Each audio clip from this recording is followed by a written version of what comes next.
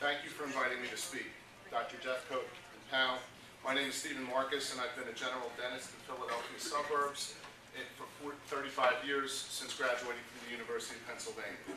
There are 5 paragraphs in the handout that come below that I'd like you to read because the 4 minutes doesn't give me enough time to present that. Let me explain why we're here. Collectively, we are here because around 1830, MDs in this country advocated against the use of mercury in anyone's head because of the newly imported technique of the use of dental amalgam. The blacksmiths and barbers, who also treated oral pain, therefore formed a guild whose support of mercury could today be compared with that of the ADA. The ADA has in its code of ethics the fact that it is unethical to speak out against the use of mercury fillings. Perhaps that is why so many dentists don't even bother thinking about the consequences of their continued use of mercury.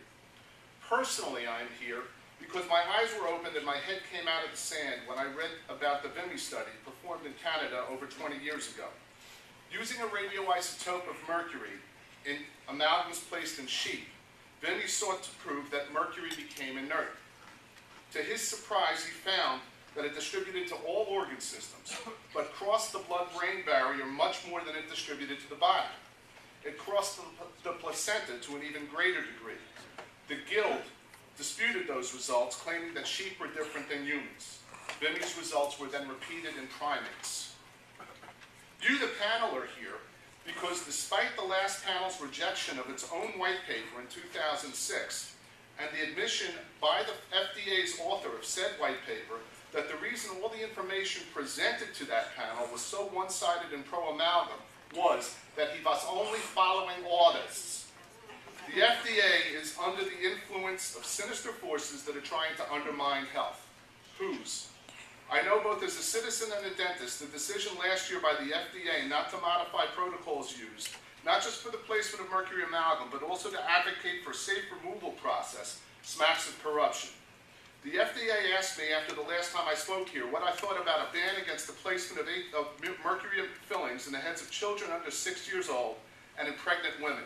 I told them it was a start, but it did not go far enough.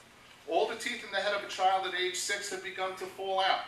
So what the proposed regulation did was permit the placement of mercury fillings into teeth that were going to remain in the body forever.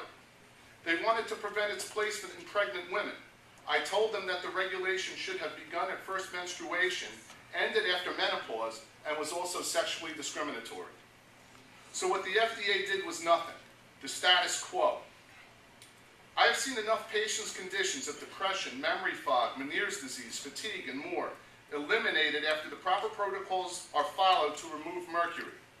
I have seen others where the dentist acceded to a patient's request for mercury removal and their conditions worsened because proper protocols were not followed.